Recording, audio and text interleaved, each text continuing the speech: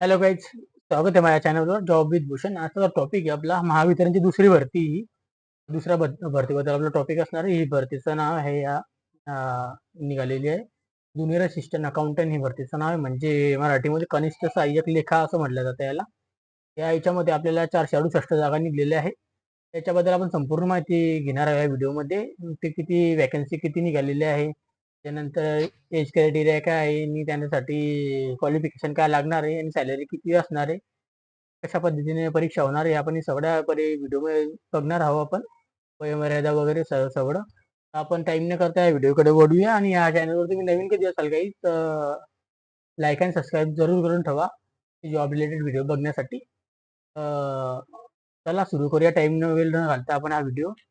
जसं की तुम्ही आता बघू शकता इथं की मी इथं महावितरणच्या साईडवर आलेलो आहे. तिथं इथं वॅकन्सी निघलेली इथं Maharashtra state electric distribution LTD त्याबद्दल आता इथं आलेलो आहे. तर इथं वॅकन्सी जी निघालेली तुम्हाला जसं मी बोललोय नंबर ऑफ वॅकन्सी तर बघू शकता तुम्ही. आणि इथं जॉबचं नेम पोस्ट काय आहे, ज्युनियर असिस्टंट अकाउंटंटचे पोस्टिंग निघलेले आहे.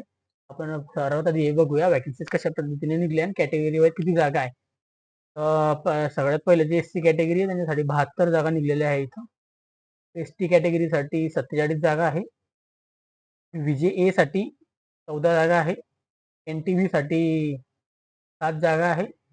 NTC साठी 18 जागा आहे. NTC साठी 17 जागा आहे. SBC साठी 4 जागा आहे. OBC साठी 116 जागा आहेत. EWS साठी 71 जागा आहे इथं. आणि ओपन कॅटेगरीसाठी 102 जागा आहेत. टोटल कॅटेगरीसाठी जागा निघलेल्या 468 जागा इथं निघलेल्या आहेत. आणि तिथं तुम्ही बघू शकता जनरलसाठी टोटल किती वॅकन्सी. जनरल म्हणजे ते त्यासाठी 155 आहे. महिलांसाठी जनरल मेलसाठी ते वुमेनसाठी 141 आहे. आणि जे स्पोर्ट्समॅन असते त्याच्यासाठी बघू शकता इथं 24 जागा निघालेल्या आहेत. एक सर्व्हिसमॅनसाठी 71 जागा आहे. त्याच्यानंतर प्रोजेक्ट पर्सनसाठी 24 जागा आहे. आणि बघू शकता इथं ॲप्टेटेड पर्सनसाठी 7 जागा आहे. अप्रेंटिससाठी 47 जागा आणि जे हँडिकॅप वगैरे डिसॅबिलिटीसाठी दिलेल्या त्याच्या टोटल 7 जागा आहे. तो अशा टोटल मतलब 468 जागा इथे निघलेल्या आहे. त्याच्यानंतर आपण पुढे वळूया. पुढे आल्यानंतर इथं आपण बघूया जॉबचं आता पे वगैरे ग्रुप वगैरे किती लिमिट एज क्रायटेरिया आणि सॅलरी वगैरे त्याबद्दल आपण डिस्कस करूया थोडं. ज्युनियर असिस्टंट अकाउंटंट पे ग्रुप 3 मध्ये असणार आहे. एज लिमिट जी असणार आहे त्याची 30 वर्ष असणार आहे. हे 30 वर्षापर्यंत तुम्ही परीक्षा देऊ शकता इथं ग्रॅज्युएशन नंतर. इथं ग्रॅज्युएशन पाहिजे आपल्याला कंपल्सरी, आणि ते पाहिजे आपल्याला BCom BMS आणि BBA मध्ये पाहिजे आहे.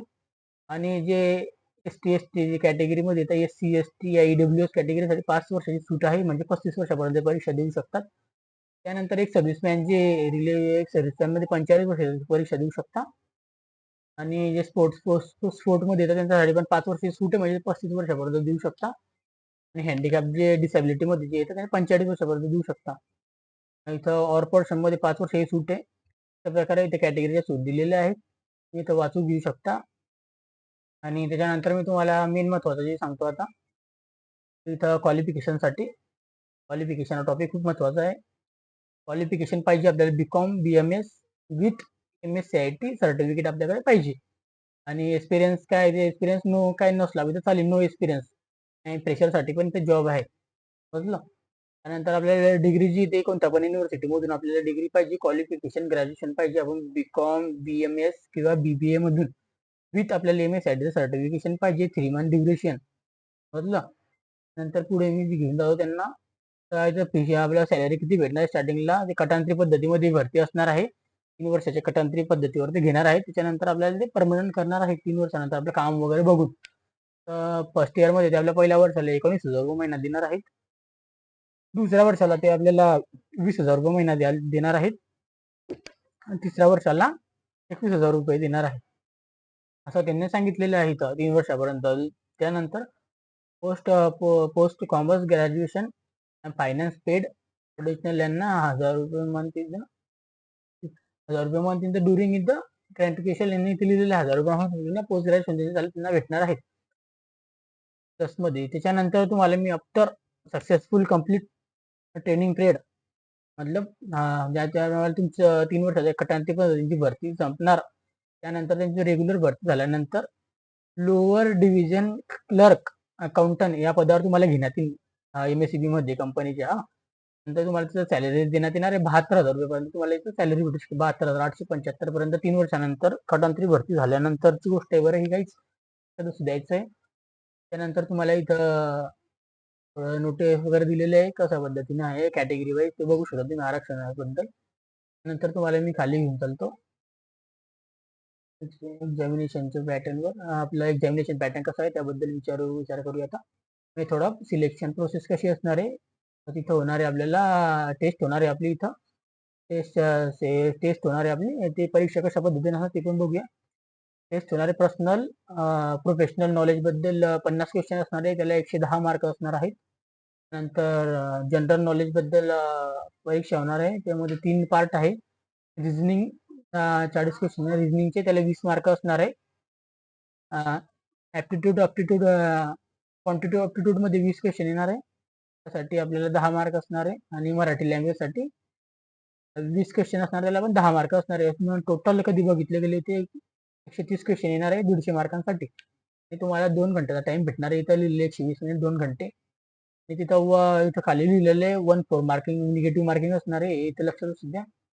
ओके, त्याबद्दल तुम्हाला आता खाली मी अजून घेऊन चालतो. नंतर खाली आपण बघूया कोणती इन्फॉर्मेशन. तर ऑनलाईन फी चालू झालेली आहे, तर याची मी गाईज मुदत वाढलेली आहे. तर 20 मार्च पर्यंत होती, तर आता 20 मे पर्यंत याची मुदत वाढलेली आहे, कारण इलेक्शन असल्यामुळे त्यांनी थोडी एक्झामिनेशन थोडी पुढे ढकलल्यामुळे त्यांनी तारीख वाढवली आहे फॉर्म भरण्यासाठी. अजून ज्यांनी फॉर्म भरलेले नसतील त्यासाठी मी हा व्हिडिओ बनवलेला आहे, म्हणून ज्यांना माहिती नसेल त्यांनी पण अजूनपर्यंत फॉर्म भरला नसेल तर भरून घ्यायचा आहे. 20 मे पर्यंत आपली मुदत आहे. त्यानंतर ओपन कॅटेगरीसाठी जी फी स्ट्रक्चर असणार ते पण बघूया. 500 रुपये असणार आहे प्लस GST.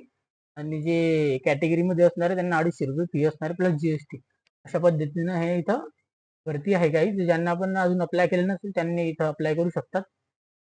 अजून आपण बघूया काही नोटीसमध्ये अजून काही असेल तर तुम्हाला मी ते वाचून काही ज्याच्यामध्ये सांगण्यासारखं काहीच नाहीये.